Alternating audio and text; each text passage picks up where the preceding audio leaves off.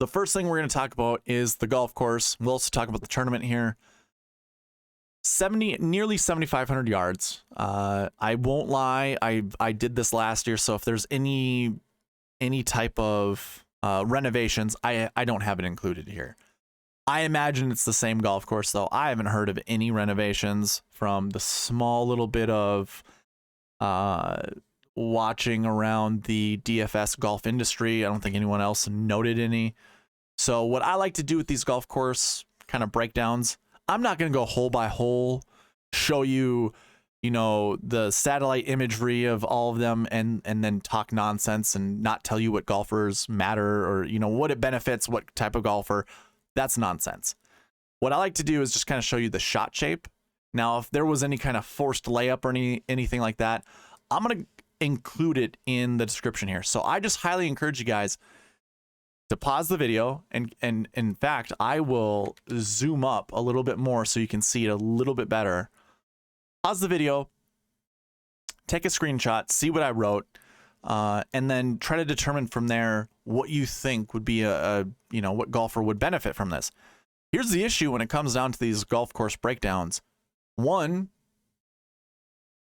you're most likely not looking at the entire field when you do a breakdown of golf course. You're probably looking at the couple choices you're going to make, like in the 10K, the 9K, or even the 8K range, and you're trying to figure out, which golfer benefits at this golf course based off of whatever golf course knowledge that you've heard or anything of the like. So I have it by shot shape. I think, and these aren't required shot shapes unless it does show right here, but most of these, it's just a preferred shot shape. Now, when it comes to preferred shot shapes, I think the golfers that do have those shot shapes are going to benefit at this golf course. And more often than not, we do see those golfers inside the top 10. So if we see more draws than fades, a lot of times we see like 5 to 6 golfers inside the top 10 that hit draws. Is that an end-all be-all? No, it's not. It's just to me, I always say, let it be your tiebreaker between two golfers. And even at that, you probably don't even have to do that. If I was to create a model that included shot shape and it matched the preferred shot shape or because I totaled them down here, all the shot shapes I totaled down here. Whatever one comes out with the most, it might give a slight boost to each golfer that has that shot shape.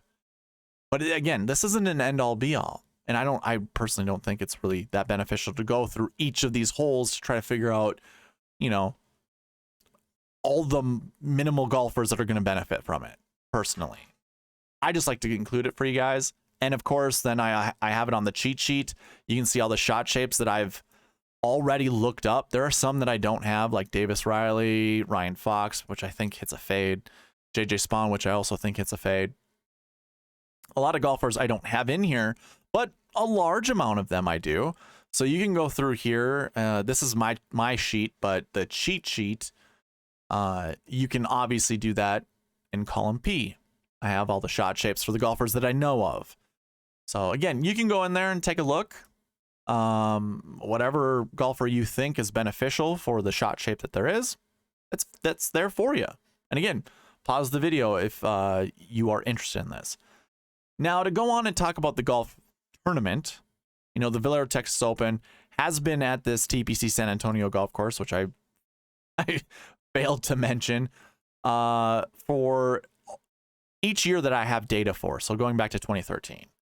So I don't think there's anything to worry about when it comes to, trying to figure out if this is course information or course history or tournament history. I think you just use golf course history and go with that. When we look at year-by-year results, JJ Spawn last year won 13 under, Spieth won 18 under in 2021, Corey Connors won 20 under in 2019, and then I'm going to go through the list and you can kind of see what the scores end up being. It looks like it kind of fluctuates between, we've had single digit. I believe this was a windy tournament in 2014. I guess don't quote me because I can't remember off the top of my head which one it was, but 8 under would kind of indicate that the weather was probably more of a culprit that year than any of the other years. But of course, we've seen 14, 11, 12 under.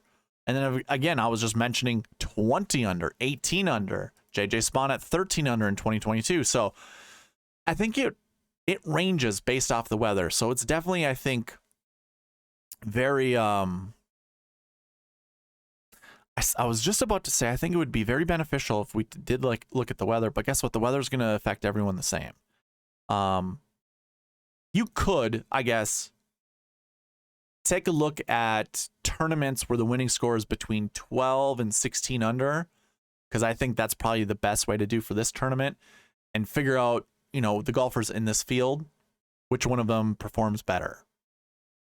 And of course, if you've got like win models, which, we could all argue about the efficiency of those things, you certainly can. I guess I wouldn't make that your end-all be-all research, but it can be beneficial.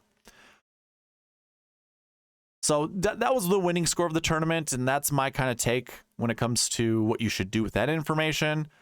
Our strength of field for this event is 177, which means not a lot of good golfers. Average is probably 230 to 260, somewhere in there. This is more of like a lower status event. So it doesn't really garner, like, I guess if we go to 2022, what was our strength of field in 2022? 214. So this is weaker than last year.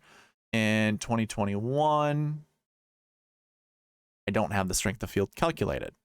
So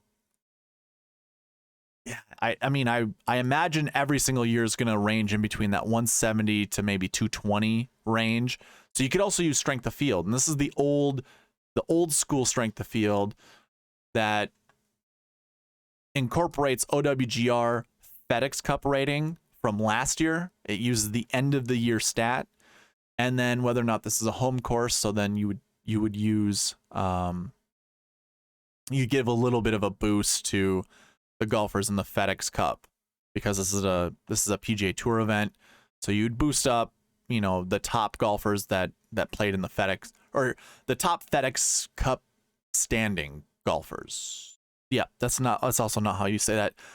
The golfers who are at the top of the FedEx Cup from last year, you'd give a boost to whatever event they're in, and that's how you get your strength of field. Yeah, that I butchered that, but you'd have to go look at the old way of calculating it, and maybe I could answer it for you on the strategy video tomorrow if you wanted to, because I'll show you what that calculation looks like. I'm just not going to do it here. Anyways, this is the old calculation, just so you know. 177, we saw 214 last year, so anywhere between 170 and 220. And if you have websites that you can use that information, I don't see how it would hurt, honestly. Especially with some of the golfers that are in the field right now. I think it's beneficial. So go ahead and do that. That's all that I have for golf course and tournament information.